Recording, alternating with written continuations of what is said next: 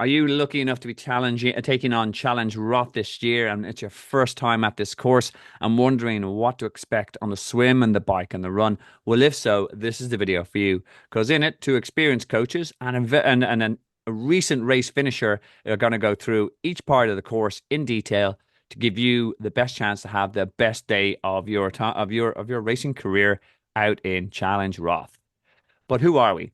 My name is Coach Steve or Steve Moody, who am an Irish-based Ironman U certified coach in Dublin, Ireland. And more recently, I'm a YouTuber who does these race reviews of all the full distance and half distance races I can fill my boots with. And how do I do that? Well, I reach out to my network and I contact people who I know a course inside out, and I literally just ask the questions that are on your mind. What's the water temperature going to be like? What's the bike course like? Are there any hills on the run? And this is how we get as much information for you. And in relation to that, I am absolutely delighted to be interviewing a good friend and teammate of mine and a superb coach and a bloody fast Ironman as well, if we're very honest, James Hoare, who has recently completed Roth. He's gone to Kona. He's done a lot of things. James, tell us a little bit about yourself and how are we doing? Hi, Stephen. Thanks very much for having me. So as Stephen said, James Hoare is my name. So I'm a triathlete for over 20 years, racing in Ireland as well as internationally, and I've been coaching for 10 years, primarily focusing on one-to-one coaching for a lot of my focus has been on half Ironman and Ironman athletes. Last year I did Roth. It was actually one of my best races. Actually, it was my best race. Just broke the 9 hour with an 8:46. And I've previously raced in Kona as well as the being national champion in Ireland. So yeah, delighted to give any tips that I can for people who are lucky enough to get an entry to Roth for this year. Yeah, absolutely. It's hard to get in, but again, we did it a few years back, and it was an epic experience. But you're more recent, and you're also a bloody sight faster than me, so we'll lean more into your expertise, James. At least Um, we have that in recording. oh, that's coming out in the editing. But again, it's brilliant to have you on board, and again, and I know we'll get through a lot. So let's dive in, and if you excuse the pun, we will be starting off in the swim course. Um, for, what's the kind of newbie expect from the Roth swim, James? It's probably one of the nicest swims that you're going to get. It's in a canal in Roth in Germany, so the water temperature is lovely. It's very controlled temperature, so there's not as much issues with wetsuit or non-wetsuit swim. It's also in addition, if you'll see at the top of the map, they can kind of close off the canal to a certain extent, so the there won't be any issues with the current in the canal. So it's a lovely swim. The way they do it is they do it in waves. So it's approximately 150 or so per wave. And it's dependent on initially based on your time. So the faster are up front and so on. And you start in the water and it's an incredible feeling. Behind you over the bridge, which you swim under, the crowds are immense. Absolutely. I'm getting goosebumps even remembering it here. Like people on the banks, there's a cannon that sets you off. So it's one of the most epic swims I've ever done. And I've done a few. So, but in terms of the swim itself, it's a very relaxed atmosphere. It's lovely water temperature, as I said. The swim is down. You kind of swim about 1.5 kilometers almost, maybe down to turnaround point, and then you come back. As I said, the current is normally not as much of an issue. Can be a small bit, but normally not. And then it's a long swim, long straight, and you swim all the way under the bridge, and then you come back with a small bit back to the finish. It can be a bit because you're in a lot of people are used to the kind of the rolling start. It can be a bit choppy at the start, so just be mindful of and position yourself accordingly. But really, it is it's a joy, and it sets you up for a good day. It's a nice time in the morning. When I did it, the weather temperature was lovely, and it just was kind of it's a fast swim. Like I think compared to an open water, you're on for a good time swim. So I was delighted to be around 55 minutes coming out of the water, which kind of sets you up for a good day ahead. Absolutely. And that is a big difference between the full distance. Like Ironman has the rolling swim start where it actually allows you in, like athletes go in five at a time. But you're right, because you're kind of a standing swim start and there's a bunch of you of like around 100 plus athletes. And also it's based on your swim prediction rather than the Ironman problem. You turn up, someone goes, "Oh, I'm definitely swimming was it 1 hour 20 today," but they've never swam it. So it is a more honest system, and it does just lend to a faster swim because there'd be a big pack of similar pace swimmers going off rather than you're trying to catch the feet of three or four others. And it was wetsuit legal for you. It was wet, and even it was a hot day for us, and when we did it, but it was again wetsuit legal. They do tend to favor that, and Yeah. it's a good uncomplicated swim, I'd add as well. As you said, it's straight down, no issue with sighting. The turnaround points is a big, boys, you can't miss it. And it's quite a wide canal as well, so you're not in any danger of drifting across and all the rest. And there are separation buoys and there's kayaks, etc. But you're also right, that bridge was epic. I remember it, like just looking up and going like, why are all these people up so early? I know I've got a race, but they were just. But the Germans, and this will be a feature of what we're talking. They're mad into it. They're so proud of it. Yeah. Solarberg, the run course, and weird stuff happens there. Fantastic.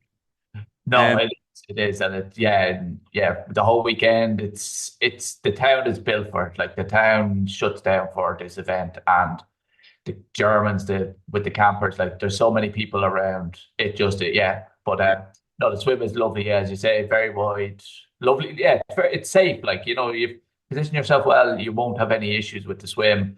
Plenty of kayakers, everything. Yeah, yeah. like it's And also, I for remember fun. there was no issue with the sun coming up as well. Or would you recommend tinted goggles for anyone, or did you? Uh, yeah, well, it could be. I always carry a pair clear and a pair tinted to every race. It's one, they act as your backup, but they're also just good to have. So I'd always recommend someone for, especially for if it's such a big race, like it's an Ironman, have that second pair of goggles just to have them. And especially tinted, like if the sun's there, it's always going to be in your line of sight. So, Yeah, you really want to. I definitely have them in the bag if needs be.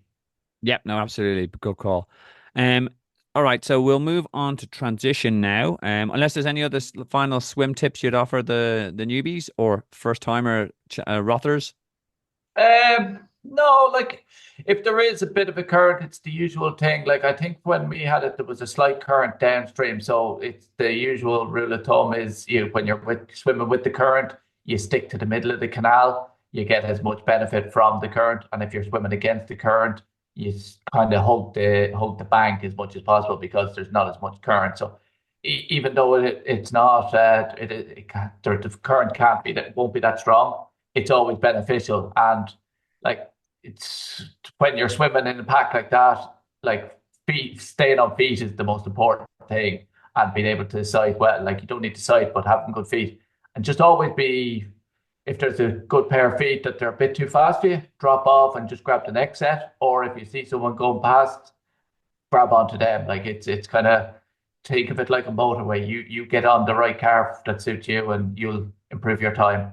Yeah, almost like a conveyor belt as well. There's a Exactly. lot of strong swimmers going through. As I said, if the one you're trying to follow is the 1 minute five per 100 guy, let him go. Get the guy at Yeah, one yeah, minute 15. That'd be yeah. me coming through there, James. You know, the amount of time you've hung off my feet in races, honestly. If, The amount of I times I won't can count embarrass on you. one hand. Rightio, we will talk a little bit about transition now. Transition in terms of here's our swim exit here. If as far as I remember now as well, they do a bag system. It's a little bit more laid back than Ironman. They don't have the big racks. I remember the bags were all laid out in numbers on the way out. Is that Yeah, still the case? yeah, that's still the case. Although they've plenty of marshals there, so it's when you're coming out and you're coming up to finish, it's like it doesn't do it justice to how it's not a long running, but there's plenty of space, is what I'd say. So, but so as you're coming up, you shout out your number, and they're on point, and they're going to give you your bag as you come by. So you're not looking around, but it is on the ground and into the transition tent, and then you're out to the racks. Yeah. It's yeah, it's the fastest transition I've ever been in. It's just so well designed, so compact. without being too crowded, I suppose. Yeah, very Germanic, very efficient. Yeah, yeah. And as I remember as well, there was they as I said it's quite a smooth. The bags on the floor actually, a lot of Americans learned this as well from the it's quite American. As it the European Ironman races are the ones that really use the racks. Okay. Um, but I remember running through here as well, and not only were you going out, but there was a brilliant element that they had the sunscreen people, as in Yeah, yeah. like so I remember running through and there's all these like very good looking German girls offering to put on was it sunscreen. I thought this is brilliant. And I got to the end of the race and there was this old hairy guy who was just laughing at me going, "You need me, but it's okay. I get the sun cream on you." It's kind of, obviously Chose a wisely. look of appreciation, but a slight bit of disappointment in my face. But the marshals and sorry, the volunteers are fantastic and they're really into it. So, so we're going transition tent. You will have volunteers. They're amazingly proactive, coming out to the bikes. You are racked in a number sense. And if I remember correctly, they don't have the classic Iron Man was it bar with the yoke, but they actually Yeah, have these wooden slots where you put yeah. the wheels in. Was that still the same It's when you still the raced? case. Yeah, so it's actually nearly a nicer system. Haven't used it.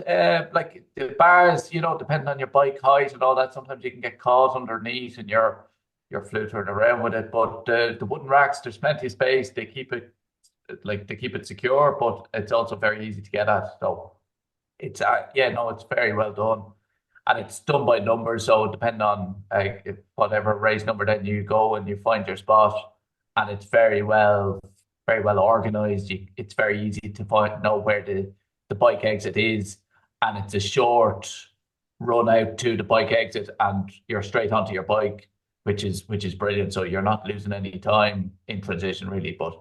Yeah, no, and if you need, there's anything, then if you ever need it, like there's the toilets, there's bike service, there's medical. So like if you're in any way need it after the swim, there's plenty of amenities available. Yeah, absolutely. And it's probably something we should shout out straight away. And it's a key element of Roth. It's a split transition, and we'll talk about Yeah, this means where you drop off your bike and your bike bag the day before is different to where you're dropping off your run bag. Adds to a little bit of logistics. We'll talk a bit about that in the end. Um, but what's your top tips now for someone looking for a quick T1 in Roth? Any sort of, or even just general transition tips that you'd hand out? It's about organization, really. So it's what when you're setting up, as you said, the split transition. So in the morning, like you're having everything as much as possible on the bike. So like even though you'll try and have say your bike shoes on the bike, you don't want to be. It is a bit of a majority of it is kind of a field, so you don't want to be running through transition with your bike shoes on. So leave them on the bike where possible. Try and have kind of everything set up on the bike and ready to go. And then your transition bag should really be as soon as you have like when you're getting out of the water, start taking off your wetsuit as soon as possible down to your waist so that you're just started that process. And then kind of when you're in the transition tent is all you're doing is you're taking it off and you're putting on your helmet and your sunglasses or whatnot. So then really it's the way I always say it, people think of an Ironman that on a transition, you sit down, you take your time. Like that's still time you're going to be looking to make up. Like if you're wanting to break 4 hours on the marathon or whatever time anyone is wanting, that's time you're going to lose. So I say you rush, but in a patient way. So like it's time is ticking. So do what you're doing, but do it efficiently and try and kind of you're trying to get out of the swim, catch your breath, and get onto the bike. But yeah, I think I think Yeah, it's no, try to absolutely. I always say to my guy, smooth and controlled, as in like this, exactly. the minute you're sitting down, even mentally, it becomes daunting. You go like, oh my God, I have 180K in the bike. Whereas if you've got it in, you're in the motions, you've got your helmet on, you've got your bike, you're heading there. Start thinking about the 180K bike when you're on it, and it's a beautiful course, which we'll come to later on. Yeah.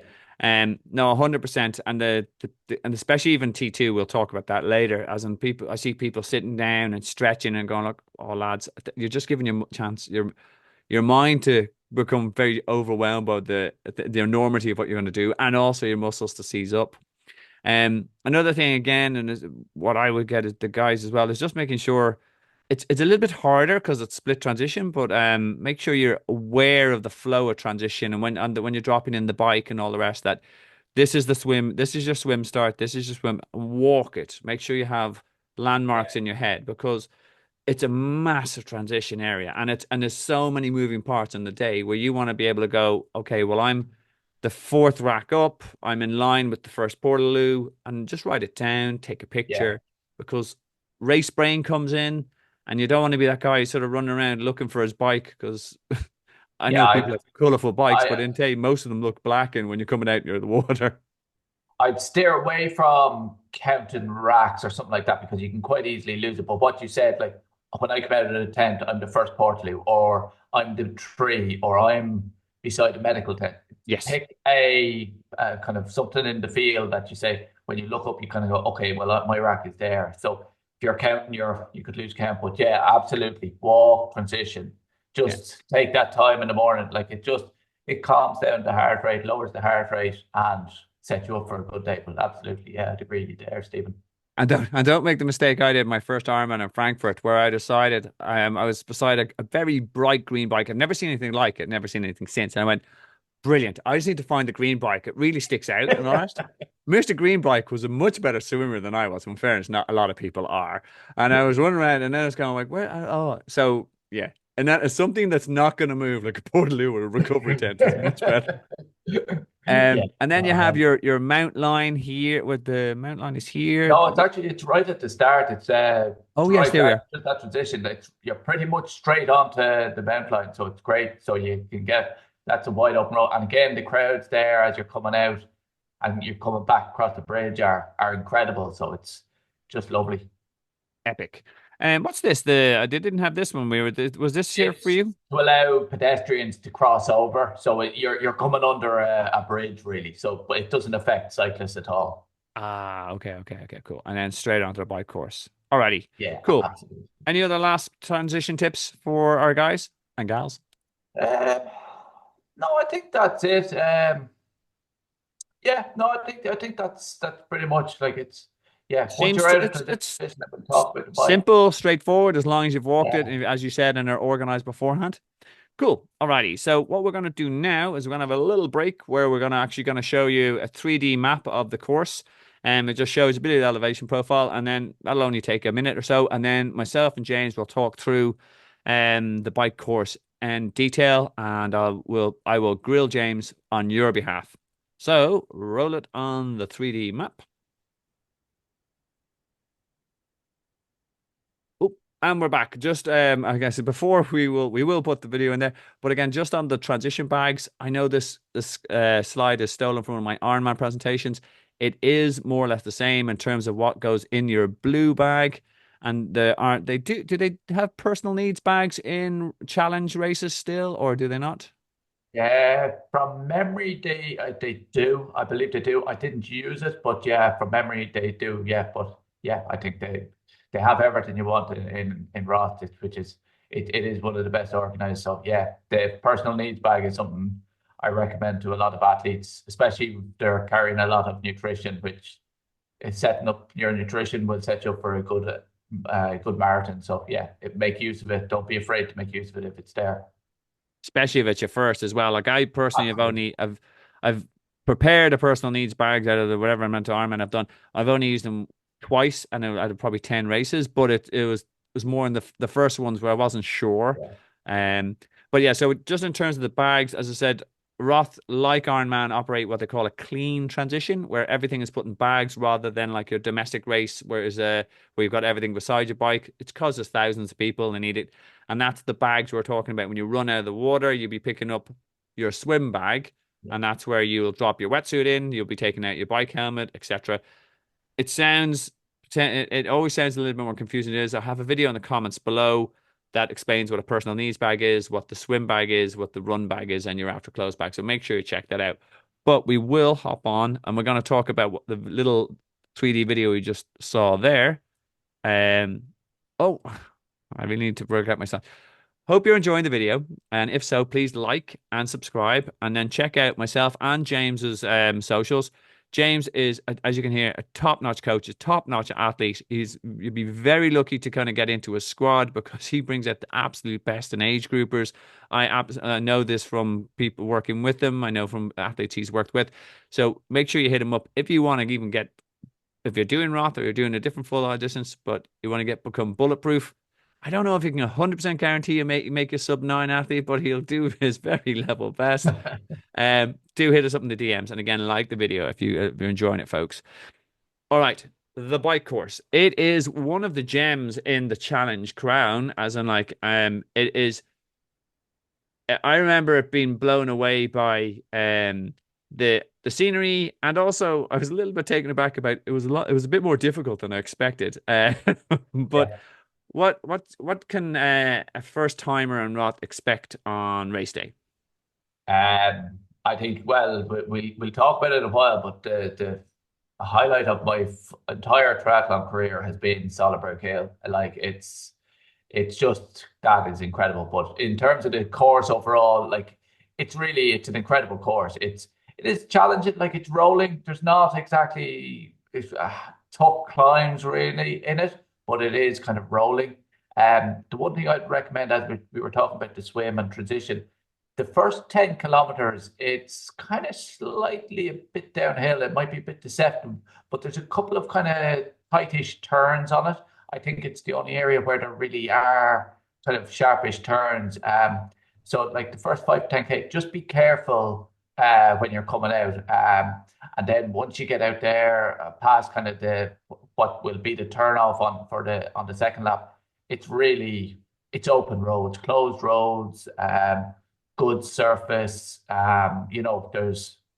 It's really an excellent bike course, so that you're really able to put the power down. And it's important though to stay controlled on the first lap. Like what I always say to my athletes, the Ironman, this if you can put in on the second lap what you've put in on the first, you're on for an incredible race. 99% of athletes just can't do it. They get over exerted, or they just, the power that they think they can hold is not, it's not as sustainable. But try be controlled on the first lap. And yeah, like it's looking at it again, it's bringing back goosebumps. I had a few mechanical issues on the first lap, which caused me a bit of issues. I was thinking I'm racing 20 years. I made the rookie mistake of, I'll be extra careful. I'll wax my chain the night before, and it seized up my whole gearing system. So, yeah, so I kind of lost about 10 minutes trying to sort that out. And then the second lap, it started raining, and I crashed on the second lap, kind of coming around the corner. So just be mindful. Like you have to be, the corners aren't exactly tight, but if you're carrying speed into them, if there's a bit of wet, like it's normally a dry summer, so a bit of water on that, it kind of Becomes quite does make greasy, it yeah. just that extra greasier. So just be mindful of that. Yeah, no, absolutely, and it is. I remember the road surface were pristine. Definitely agree with you. It's more rolling than I think Chrissy Wellington did me a dirty on this, because I signed up for Roth thinking, because she set the world record on it, and I think, oh wow, it must be a fast bike course, but she's just epically good at hills. So yeah, as you can see from the elevation profile, there are some rollers in it. This, I believe, is Solarberg around. Is it 40K where we have Solarberg? No, that's actually, it's kind of even before. So Solberg is about 70 kind of odd. That hill it looks a lot harder than it actually is. It's before, I think, it's around where the switchbacks are at the furthermost point on the course. It's not really, it's kind of more of a long drag, I'd describe it as. It does get a bit challenging, Yeah, but just settle into the nice, you kind of come around the corner into it, and then all of a sudden it's like it gets up to about, say, 7-8%, but not for long. So just be settle into, get into the right gear. Just don't be trying to do anything crazy in that area. The power will naturally rise as you're climbing. So just kind of focus on keeping it within a sustainable range, and knowing that when you get over the top, you can get good recovery. And then you kind of come down, and as you said, then you're about 70 kilometers. It's when you're coming up to Solar Hill, Solarberg. Yeah, incredible. Yeah. I had been told about it. I watched videos of it. I spoke to yourself and plenty of friends. Does not do justice No, to and it's hard to describe. yeah, Well, for me, I remember going up and unashamedly, there's tears in my eyes. Like, literally, and to we'll try to describe it here, but we won't do justice. As I said, there's thousands of crazy was it spectators, and they're literally there's that much to get through. yeah, So like this is the closest we're ever going to be in the Tour de France. But the energy you got through it and all the rest, and the noise, and it's hop hop hop, and like I flew up that hill, which is the danger though. Is just yeah. sort of go wow. I was in like, there's a picture of it later on, and again, if you've signed up for this race, you've heard about Solarberg, you've looked at some of the pictures, but again, as James said, it's unless you live it, it's actually hard. It's a racing highlight for me as well. I had a mechanical on my bike as well, but like and my time had gone out the window. But I remember even going past it on 70, and it's quieter on the second loop because like Yeah. but still energy packed. Like they most of them when I'm coming through, like they've seen the pros come round twice, and therefore they're off. But it's an uplifting moment, and it's like they pride themselves on the energy they try to push into you from the noise. It is yeah, it Yeah. definitely I'm with you on this, mate. It was a life experience. I'm gonna it's one of them. I said like if it's in my top five triathlon experiences, and like brilliant moment. I'd love to hear what your other four are if there's better than that. But yeah, no, I would recommend people, as Stephen said, it gets tight. It's only max 500 meters where it's tight. If you're with other cyclists, don't. I heard of the crashes, people trying to get around. Just be patient, enjoy it, sit up and just spin the legs and just enjoy the crowd and get what you can. Like, don't be trying to jump around other people or whatnot. Just be. You don't want to crash and cause an issue there. Yeah. It's incredible. Like and yeah, it's No, it is. It's brilliant. And again, the other takeaways, rather than I know we're both almost doing that dream moment going back to the solo break, but like it's it is an undulating course. The road surfaces are glass. Sorry, not glass. They're very smooth, and yeah. like it can be. Well, it was hot for my day and all the rest. So again, take that into attention heat management. There's loads of aid stations on the way, as you can see here. Um, and the two loop element as well is something you're right, James, as well. In terms of I love that bit there, as I said, if you can have a second loop, a lap this is similar to your first one, you've paced it perfectly. Um there's also really good bike support and motor support. I got saved out there. I had a puncture, and I was missing a valve extender, which is gone long down in piranha folklore. The only reason I didn't break 8 hours Yeah, yeah, yeah. That's what on the everyone bike, said as you when you came said. home. But the motor support is brilliant, Yeah, and all the rest. Although hopefully you don't have to use it, but it's a super course. But some one you have to respect in terms of because there are those yeah. adrenaline moments like Solarberg, and there's other big kind of crowd pinch points and going through the villages. So stick to your strategies. Make sure you're staying on top of your fueling, and you'll have a superb experience. Any Actually, last that's minute just as tips? you mentioned that. That's so it just reminded me as you're going through the towns, like people are out on their chairs having picnics for the whole day. It's like the whole area gets behind it. Like you're going through towns, and normally people will be just trying to get their cars out. The whole region just gets behind it and cheers you on as you're going through, and like they're there for 5, 6, 8 hours, and it doesn't stop. So it's yeah, enjoy it, respect it, as Stephen said. It's you kind of get into a false sense of security for the first kind of, as you see, the first kind of 20K, there's a slight rise, but then it goes down. So you can kind of get into a false sense of the speed. So just be mindful that the second lap will test you. Yeah, no, absolutely. And again, it's a theme we'll go through this video, like, but they're so proud of the whole event, and they're Yeah. so into it. Like, there was elderly German women out banging pots, like on the run course and all the rest. Like, you go, like, Fantastic. Right. We will move on to a little bit about nutrition as well and aid stations. And by the way, again, stolen this from an Ironman slide. So whilst the isotonic will definitely will not be mortal hydration. This is from one of my American slides, but they will have followed this type of flow. You'll have water, you'll have an isotonic drink to be determined what it is. I believe I can't remember like which it was. And there's food and bananas and etc. on the bike course. There's Morton gels, I believe, and then there's the isotonic and then the water. What I want to shout out here, and it's very much a theme I like to get across, you can drop litter at the in between these 2 points, right? And if you don't, and you try to do, if you drop litter anywhere else, there's two things going to happen. One, you're going to be a dick for the rest of your life. Two, you're going to get disqualified by anyone who sees you. And it's such a stupid way to ruin what is an epic race day.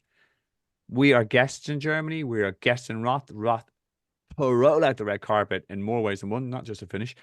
Respect it. If we Yeah. just use this kind of litter area, people can tidy it up and move it on and all the rest of it. Just lift, we never arrived. Leave only footprints, take only pictures. I think that we have to remember that as ambassadors or athletes to the area in the same way that the volunteers get so much. And again, and also just another thing we're talking about here, very quick, be very nervous, not be very careful of at the aid stations because this is your high risk area on any iron distance race. You have volunteers holding out the bottles. You have volunteer people throwing their bottles into the trash. They're throwing the people moving in very quickly to get bottles and all the rest. They may not have thought it through. This is where there's lots of moving parts. You have to be so situationally aware and verbal, as in verbal to your other competitors. I'm going a bottle. I'm getting a bottle. You move in. I'm volunteer. I'm looking for ISO. I'm looking for water.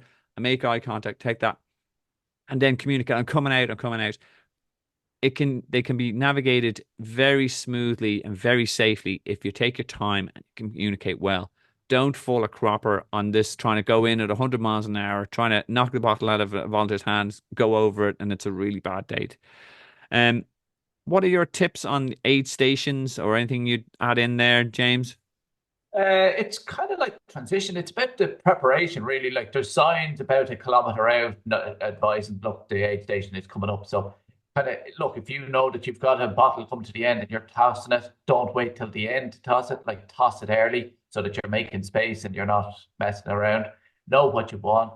Like if you know that, okay, I want a gel and I want an ISO, call them out. So it's just knowing what you want and just being careful. Like you and as Stephen said, like these marshals are here, they're giving up their day, they're trying to help us.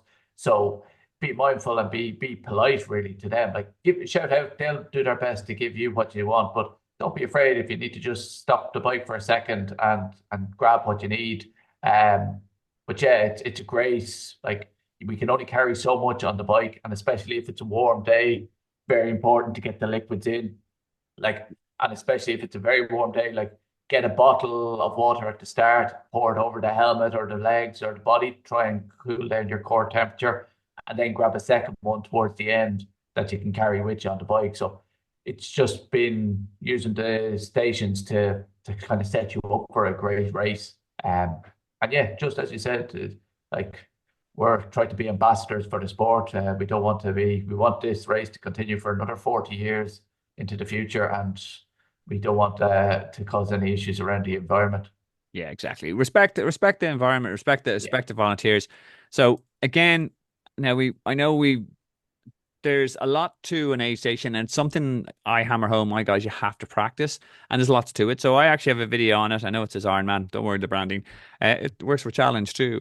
In terms of how to handle an aid station, what, as I said, things we did, slow down, communicate, make eye contact, say thanks to the volunteer, etc. And the do's and don'ts. I also have videos of how to do it. And I've also I must get the name of. There's a pro who's given me the best footage ever, as in like, and he's in a T100 race, and he knocks four bottles out of the volunteer's hands, and like this is his job, but he was just going too fast, and Yeah. like he just didn't obey one of the kind of simple rules: slow down ever so much. As in, there's no point in going through a million miles an hour if you come out without any liquid. as in that's a Yeah. fail. Um, but again, watch the video, like it, comment, tell me I have a wonderful Irish accent. Perfect. Okay, so what we're going to talk about now. Oh, just another thing, by the way, the cool 3D videos of the bike course and soon to the run course is put together by the endurance guy. He's other videos down there where it actually shows you. He does a thing with Google Maps, and you can see exactly what you're doing in real time. So it's not something like full gas, but it's actually a really quick way of seeing in 10 minutes the type of loops that we were talking about in the town. So make sure you check him out. He's in the comments below. And then we are back into transition. Transition two. Your how's the flow work for this, James? It is seamless. You cycle up, you come to the finish, and there are bike catchers there. So as an athlete, you're following the red line, and it's that you give over the bike, and then you run into the transition tent. Again, you'll be grabbing your bag and just shouting out your number. They'll be, from memory, they were on the ground, similar to like in the swim transition. So, and then you're into the transition tent. Um, there's plenty of marshals around. Again, there's the sun cream if it's a hot day, if you need it. Funny fact, it's actually Germany. You no issues around nudity. So if you want to change completely, one of the friends that I was racing with actually had to change his complete outfit. No issues. So yeah, just be mindful that you may see more than you bargained for in the German transition tent. But again, it's the fastest transition tent I've been through, and you're straight out. You're coming out there giving you kind of water and a gel on the way out, and then you're straight out onto the run. Yeah, very seamless and very well signposted. No issues. Again, Yeah. you're not wasting 8, 10 minutes running around, parking your bike, and then getting out your gear. It's in and out, so you don't lose any time. Yeah. What's your top T2 tip to a newbie? Top T2 tip. Oh, that's a good one. I think it's about kind of getting your nutrition right for setting you up for the race ahead. Like, and also don't be afraid to change if you want. Like when I did Kona, I changed into a pair of running shorts and a singlet, knowing it was going to be hot. So like it's kind of use that time if you want to change your gear. And yeah, getting a gel in at that stage is very important just to set you up and get the nutrition and start the carb loading for the run ahead.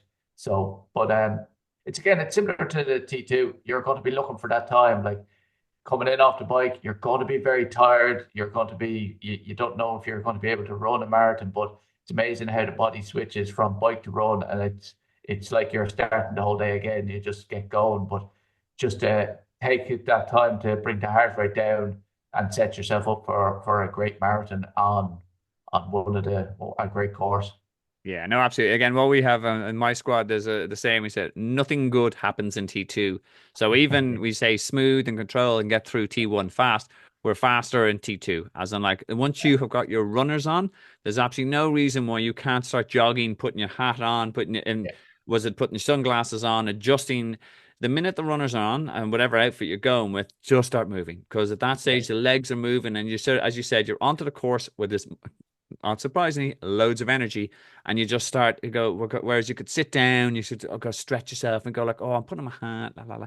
That's you're 500 meters down the road, and when you've got all that, and go like, "Actually, okay, right, I'm nearly a K in. That's one done." So smooth, fast in. Nothing good happens in T2, and I'm gonna definitely get branded T-shirts on that.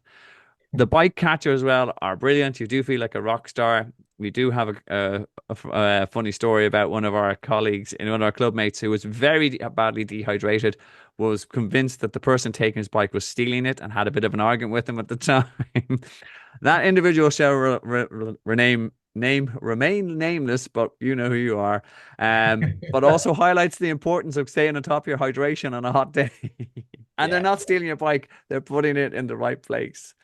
yeah. No, Okay, we are going to take a little break here in terms of show the relive moment. We're going to show the 3D course of the run course. Myself and James come back and talk through it, what you need to do to make sure you get that deadly run split.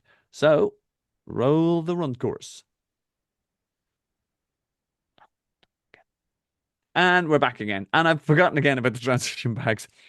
Just because we've talked about it already, there will be a second bag, which you have your red. It's I can't remember if it's red for challenge, but it's essentially your run bag. This is what you pick up with transition tent. But now, and there's some things that you need in it. Essentially, your runners, and then you put your helmet in there. But we're now going to talk about the run course we've just seen the 3D video of, and I really need to get better on my slides. It's just my first challenge race I'm reviewing. So the run course, talk us through this. What can people expect on the day? Just the one loop, or Yeah, how's it pan out? just the one, just the one. Yeah, it's how to describe it. I suppose when everyone talks about Roth and the run, they always talk about the canal. So you run out of transition and you kind of run back into the town, and you're heading out of the town.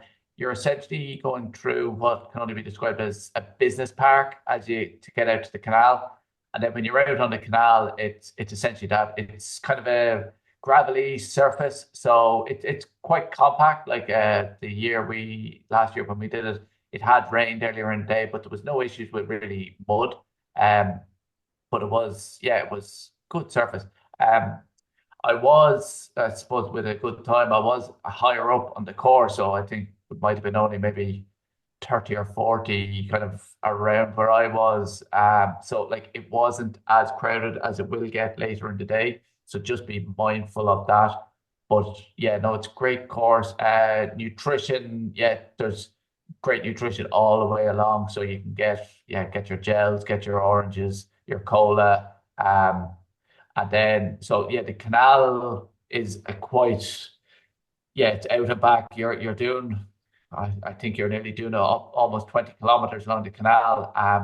Last year was kind of not an overcast year, but wasn't very warm compared to the previous year where it was quite warm.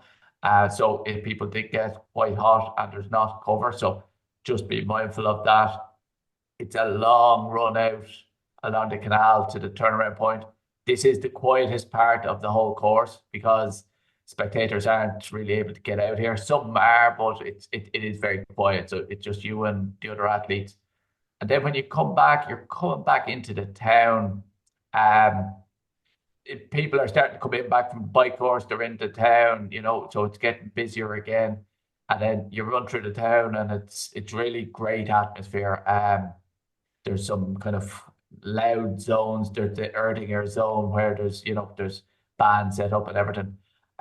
You'd love to be thinking that you could go to the finish, but unfortunately you have to go out to the Hoka turnaround point. So similar with everyone, this was the hardest part for everyone. It's the end of the marathon. It's the end of a long day. Um, it kind of there's one or two hills out this end that really zap you at about just there at about 32 to 35. It's not look, if you were doing it fresh, you'd be fine. The end of Ironman, everyone was nearly walking, and the death march. I've seen videos afterwards. Unfortunately, they have a video going around that Hoka zone, which they shared with every athlete, and it's not a good look. You think you're flying, but yeah, out in Hoka, like there's a town there. They get out there. There's a kids area out there, so there's a bit of an atmosphere. But once you get there, you're on the home straight, and it's just kind of just trying to keep running. And then you're coming back into the town, and yeah, just trying to get through. And then I suppose really we talk about Soliberg Hill. The finish, you're coming into the stadium. Like I'm just remembering it now. You come back in, you do a loop around kind of where the registration area is, and everything is set up, the expo and everything. But you come into a stadium, like they build this stadium around kind of a man-made lake in the area, and the music is going, and the crowds are there, and people are filling it, and it's just spectacular. If you go down later that evening when it's nighttime and you see the kind of the fireworks or the light show, yeah, it's really epic. And yeah, it's an honest course. Like it's a fast course. You can put in a good time. Like people do run fast, but the canal, you put a lot of effort into the canal, and then the last, no more so than everything, 20K on the marathon of an Ironman is where you really know what your training's been like, and if you've gone out too fast. So it's yeah, getting flashbacks here looking at it. Yeah, no, you're right. It's a good course. There are parts, as I said, I remember out here yeah, there was an element it only feels lonely because it's quieter than the rest of the noisy course. Like Yeah, where, as I said, German ladies out with pots and pans like this and still shouting on and all that. And I first remember felt there's lots of kind of turning back on yourselves, and it just felt like you were no, it's a very meandering course in one sense, although it's very straight up and down. But when you get in here, you're coming back on yourself. And yeah, these are not big hills, but they are big hills when you have 35K in your legs. yeah. But you're right as well on the finish line was epic. It's a super course. I think I might for the thumbnail of this put up my finisher picture against your finisher picture. I have a very funny picture because I look like I've just come out of a coal mine because my chain had come off and I had oil all over my face. I'm pretty sure you had a much better finisher, but that could be the thumbnail for the crack. But no, it's a wonderful race. You said you'll absolutely again, even if you have a bad time in relative to what you expected, you will have a good day in Roth because the Oh just yeah, the atmosphere and the course and it is it's slightly difficult logistically with the was it the swim start, the T1, T2, and the finish line all different places, but it's it is one for the bucket list for sure. Okay, cool. absolutely. I actually now again this I know normally in my videos I put in the finish line to go, but this to me sums up a lot of my day. When I think of my challenge rod experience, I think of this. Um, and yes, the finish line is epic, but Solerberg, wow.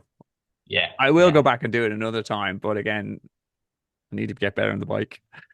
Okay, cool. Well, We I think we all agree you need to get better on the bike. But yeah, I know you're looking at that like you just have to do it yourself. Like it just doesn't do justice to it. They all have the noise. And it's right in on top. It's that kind of not claustrophobic, but it's that. It's you see what they go up on the Tour de France goes up Alpe d'Huez. You get to experience that. yeah. It's incredible. You kind of wonder why these lads need drugs when you get this sort of like a burst of Oh, energy, as in like we'll yeah, see. yeah. Cool. All right. So just some other things before we talk about the race day logistics. So it is a little bit different, as I said, with the split transition. Um, we've talked about myself and James have talked about race day nutrition is absolutely crucial. If you mess that up on your Ironman and your a full distance race, it will go wrong. There's a video in the comments below where I point out some really basic facts about how, when, and how to work out your nutrition strategy, how to keep on track of it. A lot of people will come from around the world to do Roth. If you are, you're going to need a good packing list. How do you pack a bike? That video there got you covered. And also something to watch. This is 2 weeks out from the race, and I know James has got some athletes doing Roth. This is where we really earn our money as coaches when you have people ringing up going, "I'm losing my fitness. How come I'm not doing like a 30K run? Or how come I've got a sniff?" Tapering will drive you absolutely bonkers. This is where, as I said, Yeah. listen to your coach, trust the process. You will be ready. The last minute tips I tell people as well in taper because you've got time in your hands, which is weird when your family and your friends start recognizing you're coming out of and you're not gone from 7 in the morning till 4 on a Saturday and a Sunday. Um, book in service. Make sure you check your logistics. Watch this race video again. Tell your friends. Um, read the athlete brief. All these key things. Do it, and because they will help minimize stress on race day and it'll set you up for a better experience on the day. And there's some other tips in there which I can't remember off the top of my head.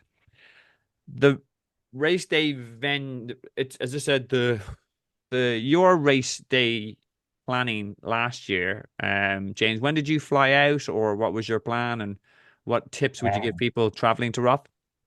yeah, so I suppose the honest truth is Roth, the only bad thing about Roth is the logistics. And that's, look, it's just the nature of it, split transition and Roth being a small town, it's hard to get, very hard to get the kind of accommodation in there. So Nuremberg is where a lot of people would stay, or there's actually loads of options. A lot of people do camping there, especially Germans or continentals. They go and they camp for the weekend.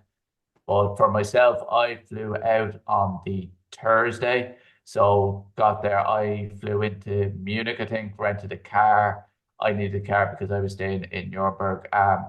So it's what I did is the first day I went straight from the airport to registration because I wanted to just get that ticked off, get into the area. And it really set up the weekend ahead. Like you go into the expo and it's just an incredible, I've never seen an expo. I've been to Kona and it's nothing like this. Like this is next level what you can get and what is there. And it's brilliant. I have a Canyon bike, so Canyon are a big sponsor. You get a free service in there. Like that's what you get at Kona in the World Champs. So it was brilliant having all that. And then yeah, so I stayed in Nuremberg. Then the Friday was kind of an easy day. I didn't do any of the swim training. I just did a bit myself, but I kind of took my bike and did a bit of bike out on the bike course and did a bit of a run on the course as well. But it's like with all tapers, you really are trying to stay off your feet. So it was more just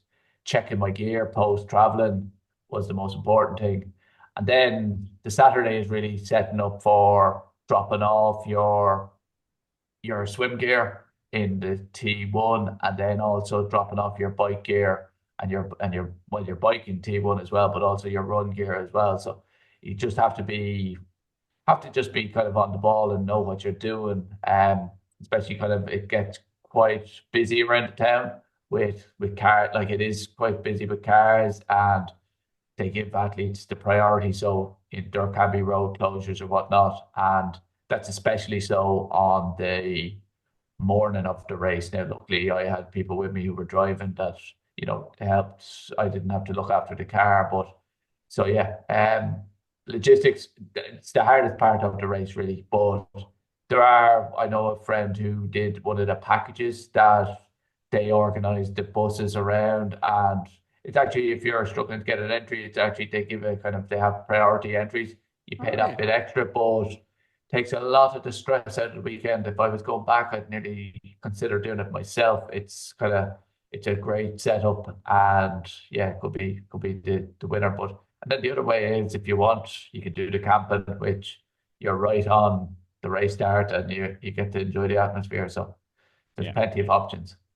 No, definitely. As in, yeah, there are package options again. It is, as you said, the logistics are this involves a little bit more planning, and but again, you've been planning your your life for the last 6 9 months preparing for this. The fact that you have to do the planning more on a micro level in terms of where do I need to be here, where am I going to park the car, where and was it what time is registration closed at, yada yada yada. It's all part of the whole deal, the Roth experience. Itself, you try what to call it. Trend it will kick off at 6:35. As you said, there'll be buckets of people already spectating. It is the start of one of your most epic race days. And they say emotional closing ceremony. They're not joking. It is. It is all good. So I am gonna wrap that up. Before we do, just as I said, I want to say thank you ever so much for James for giving us time and his valuable information and all the rest. And if you, he's also, as you say, a very approachable guy. He's also so. There's his email address there. I will have his Facebook and his Instagram stuff in the comments as well. Um, do reach out to me if you have other questions about the course, or if you are looking to get coached for next or this season, as I think he has a couple of slots in his stable, and he's a bloody good coach. I know, guys, he's taken to great times and he is very invested in his athletes. So, and again, he's done it. He's walked the walk, and also he just loves this whole sport ourselves. So, James, thank you ever so much for your time. Any last minutes for anyone who are preparing for Roth, as in your last uh, nuggets of wisdom? Yeah, no, no, thanks very much for this. I suppose the last, you were saying about paper, and I was just going to say earlier on, like, I very much recommend for all my athletes, I have 2 simulation days that I do in the kind of the 8 to 10 weeks, and then maybe kind of 3 weeks out from the race. So that really tells me as a coach and you as an athlete what you can do on race day. So if you stick to the race plan and you have a good race plan and good race nutrition and just stick to that and don't try to do something that you haven't done in training, you're going to be on for a great day. Like if you can be consistent on the day, the time will come. But yeah, just enjoy it. It's like I could have made more time if I'd raced up Soderbergh Hill, but it was incredible. Like I just sat up. did lost 10 seconds, it and just enjoyed it. So it just enjoy it. And logistics are a pain, but just go in with a deep breath. Like you have your plan and know what you want to do, but just relax. Like it's stressing isn't going to solve anything. So just enjoy it. And yeah, hopefully this was useful for anyone that's lucky enough to get an entry for this year and reach It out if has you been. have any This has questions. been great. As in, I should have listened to this before I did my own Roth. But again, we will thank you a million times again, and we will wrap it up there. But thanks again, James. Have a good evening. Bye.